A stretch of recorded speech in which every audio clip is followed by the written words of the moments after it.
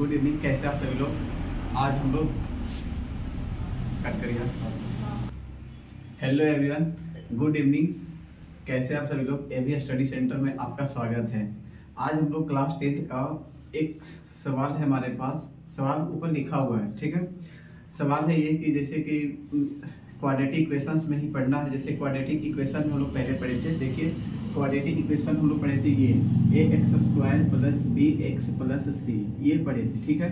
आज हम लोग पढ़ेंगे कि जैसे ax³ + bx² + cx + d, a का मान कभी भी 0 नहीं होना चाहिए। इसके बारे में आज हम जानेंगे। सवाल लिखा गया है कि 1, 2, 3 शून्यांक वाले त्रिघातीय बहुपद ज्ञात करें। त्रिघातीय बहुपद ज्ञात करना है। त्रिघातीय बहुपद का सबसे पहले एक सूत्र होता है x³ - alpha plus beta plus gamma, ठीक है, into x² plus alpha beta beta gamma और gamma alpha into x plus alpha into beta into gamma.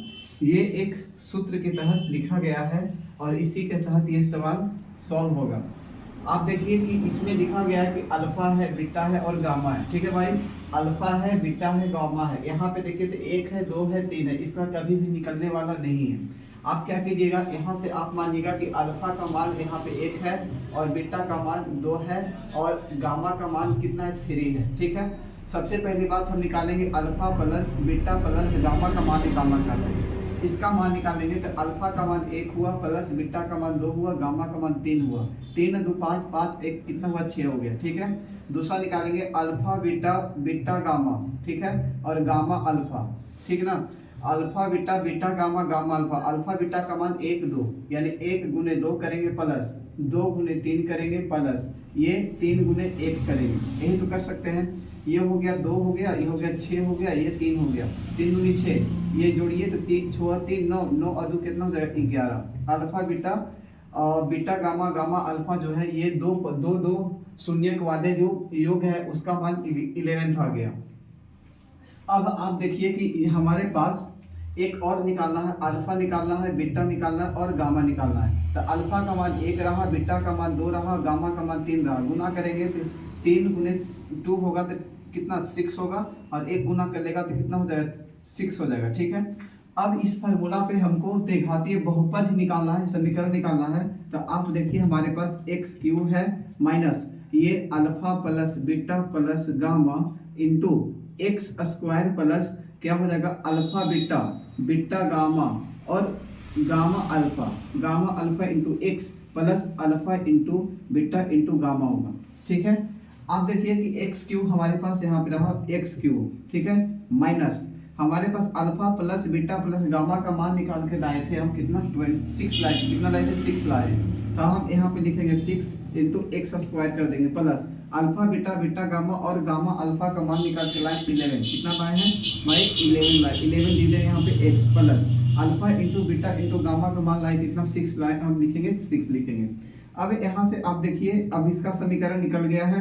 हम क्या करेंगे, x³ माइनस 6 को इसके साथ गुना करेंगे तो हो जाएगा 6x² प्लस 11 को इसके साथ गुना करेंगे तो 11x प्लस में कितना हुआ, 6 होगा, ठीक है। ये एकदम इजी सवाल था। अगर जो आपसे सवाल दे दे कि 2 शून्यकों वाले, जैसे 2 शून्यक का योग है, गुणनफल है, ठीक है, तो आप कैसे निकालिएगा। तो जैसे कि यहाँ पे दे देगा, मान लेते alpha plus beta plus gamma का मान दे दिया है 2, ठीक है, और अल्फा बीटा बीटा गामा और गामा अल्फा का मान दे दिया है -7, और क्या किया है कि अल्फा बीटा गामा का मान दे देगा आपको ये दे देगा -14, ठीक है। तो आप इसी के अनुसार आप क्या कीजिएगा, ये जितना भी दिया हुआ है सर इसको क्या करना है, समीकरण में पुट कर देना है। आप जब समीकरण में पुट कीजिएगा तो ये समीकरण ही निकल करके एक समीकरण ये दे देगा जो इसका क्या होगा, आंसर होगा।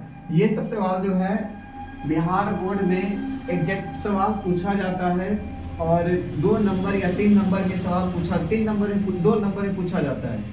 और ऑब्जेक्टिव में पूछा जाएगा कि बताइए, जैसे समीकरण दे दिया सी निकला तो इसमें पूछ देगा कि बताइए आप। अब आपको हम ये बताते हैं, प्रूफ करके बताते हैं। देखिए हमारे पास प्रूफ होगा कि जैसे कि यहाँ पे हम यहाँ लेंगे a ए का मान ले लेंगे कितना 1 ले लेंगे, बी का मान -6 ले लेंगे और सी का मान ले लेंगे 11 और डी का मान ले लेंगे कितना 6 ले लेंगे। ठीक है, अब हम ये जानते हैं कि अल्फा प्लस हम निकाले हैं कि देखिए हम मिटा रहे हैं यहाँ से alpha plus beta plus gamma का मान होता है -b/a होता है। क्या होता है भाई -b/a।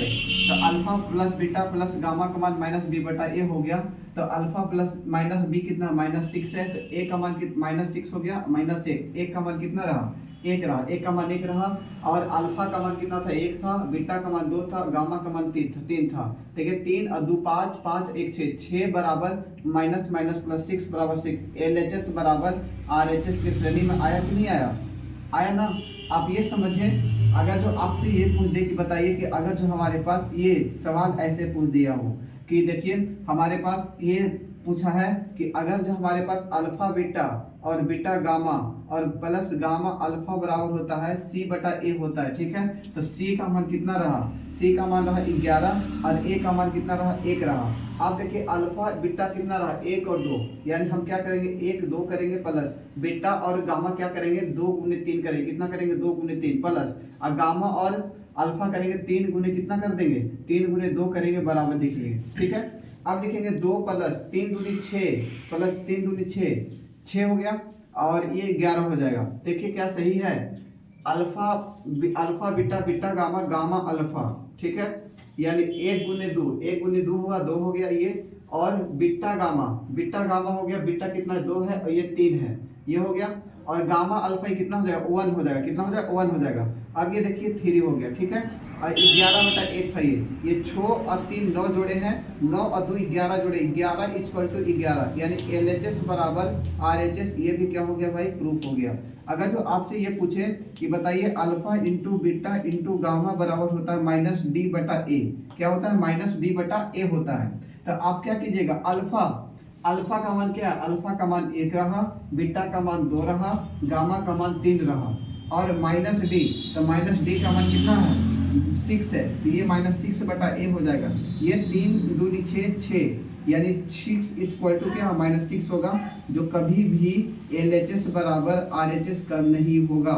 LHS बराबर RHS कभी नहीं होगा। क्यों नहीं होगा, क्योंकि यहाँ देखिए ये माइनस में आ गया है, ये प्लस में है, दोनों बराबर नहीं है, इसलिए क्या रहा आपका ये LHS बराबर और RHS नहीं होगा। तो आप समझ सकते हैं कि ऐसा ही सवाल बिहार बोर्ड में आता है और पूछा भी जाता है। तो नेक्स्ट सवाल हमारे पास है कि alpha plus beta plus gamma का मान 2/5 दिया है। अल्फा बीटा गामा अल्फा का मान 1/10 है। Alpha into beta into gamma का मान 1/2 है। तो इसका समीकरण निकालते हैं। देखिए समीकरण कैसे निकलेगा, समीकरण निकालने का एक फॉर्मूला यहाँ पे लिख दे रहे हैं। ये बहुपद का है x³ minus alpha plus beta plus gamma into x² plus alpha beta gamma और गामा अल्फा हो जाएगा। ठीक है, into x plus alpha beta और गामा। ठीक है भाई, अब आप देखें कि यहाँ से हम क्या करने वाले हैं कि x³ है यहाँ पे, ठीक है, प्लस ये माइनस है, यहाँ पे माइनस लिखिए। ये alpha plus beta plus gamma का मान कितना है 2/5 है, कितना है 2/5 है, इंटू x² कीजिए plus alpha plus beta beta gamma alpha का मान कितना 1/10 है, कितना 1/10 है, इंटू x कीजिए प्लस अल्फा इंटू बीटा का मान कितना 1/2 है।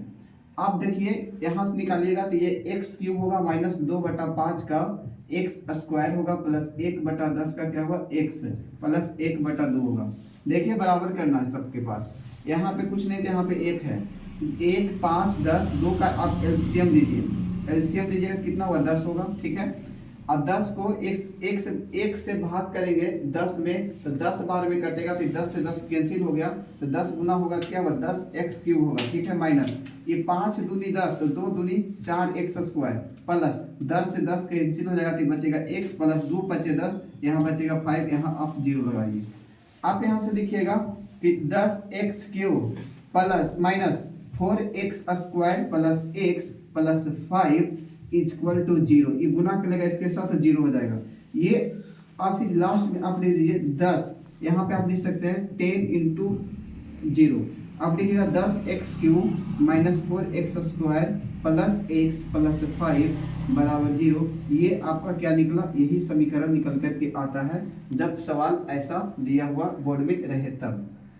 आपको समझना होगा, और इसको सबसे महत्वपूर्ण ये है, जब तक आपसे ये याद नहीं हो तब तक सवाल बनेगा ही नहीं, ना ही बनेगा ना बोलने का तो चांस ही नहीं बनता है।